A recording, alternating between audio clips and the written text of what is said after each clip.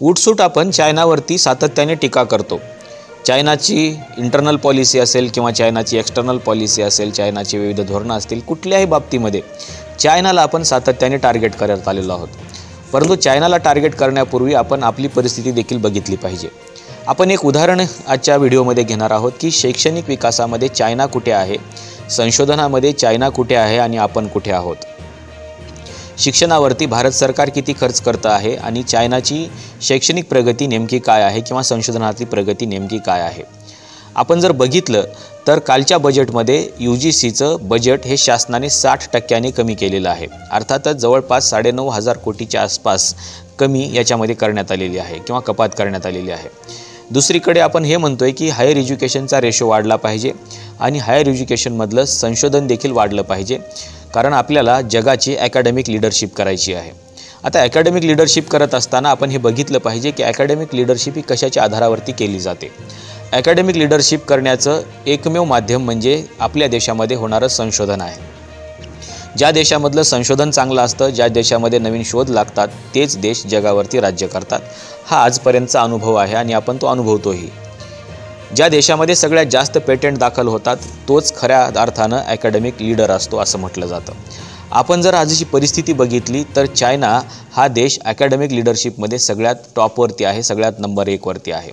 आपण जर याचा रेशो बघितला चायनाचा तर आपल्याला असं दिसेल की चायनाने 2022पर्यंत जवळपास 7,98,347 पेटंट सबमिट केलेले आहेत आणि चायना हा जगातला पहिल्या क्रमांकाचा पेटंट दाखल करणारा देश आहे, रजिस्टर करणारा देश आहे. आणि म्हणून त्याचा आकडा आपल्याला निश्चितपणे बघणं गरजेचं आहे की चायनाने आतापर्यंत किती पेटंट सबमिट केलेले आहेत, रजिस्टर केलेले आहेत.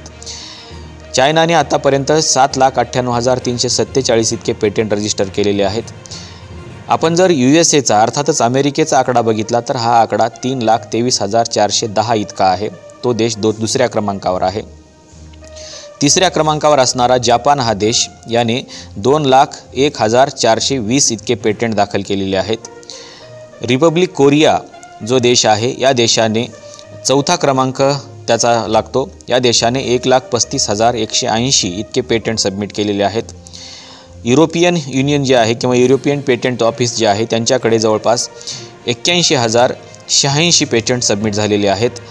तर भारताचा नंबर हा याच्यामध्ये 6व्या क्रमांकावरती लागतो आणि भारताने केवळ 30,490 इतके पेटंट सबमिट केलेले आहेत.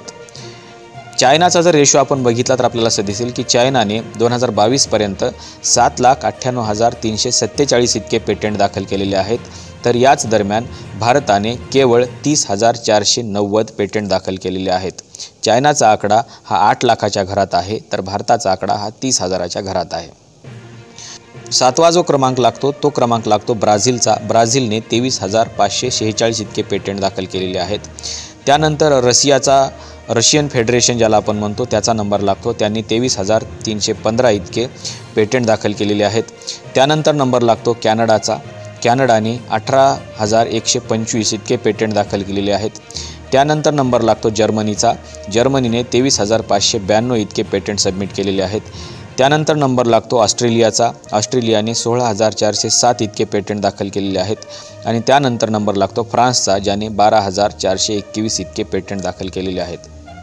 ही जर आपण या टॉप 15 देशांची यादी बघितली तर आपल्याला असं दिसेल की या टॉप 15च्या यादीमध्ये चायना हा प्रथम क्रमांकावर आहे, 2 नंबरवर आहे युनायटेड स्टेट्स ऑफ अमेरिका, 3ऱ्या क्रमांकावर आहे जपान आणि 6व्या क्रमांकावरती आहे भारत, ज्याची संख्या फक्त हजारोंच्या घरात आहे.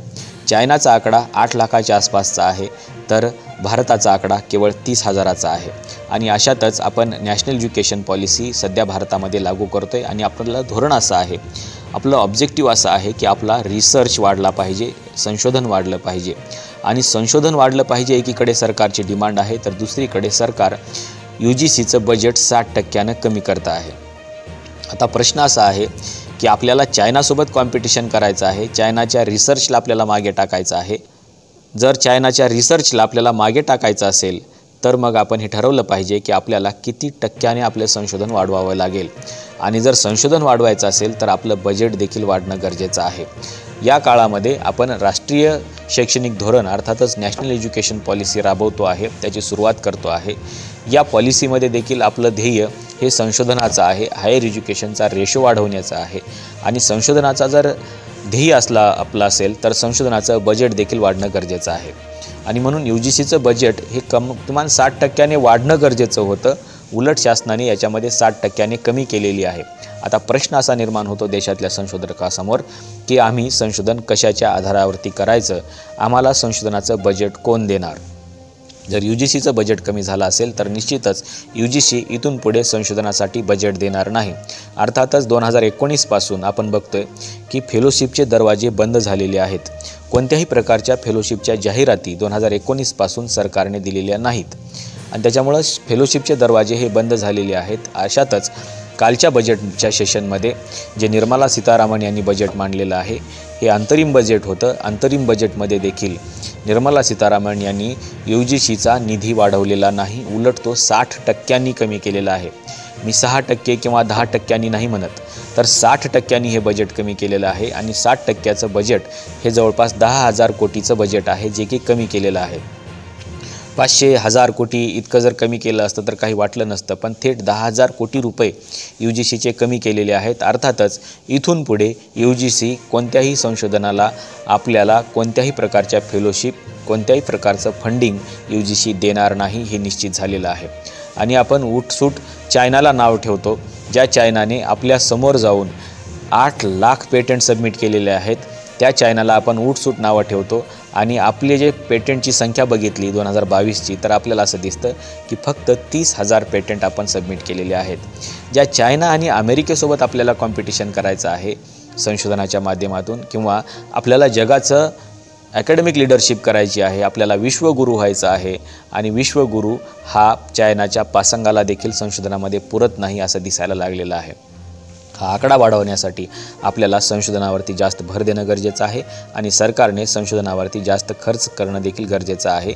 त्याच्यामुळं बजेटमध्ये वाढ होणं गरजेची होती, परंतु बजेटमध्ये वाढ झालेली नाही. अर्थातच इथून पुढे संशोधन देखील वाढणार नाही हे निश्चित आहे. आपल्याला चायनाच्या या पॉलिसीबद्दल आणि भारताच्या या धोरणाबद्दल नेमकं काय वाटतं हे सांगायला विसरू नका. आजच्या व्हिडिओमध्ये इथंच थांबूया. धन्यवाद.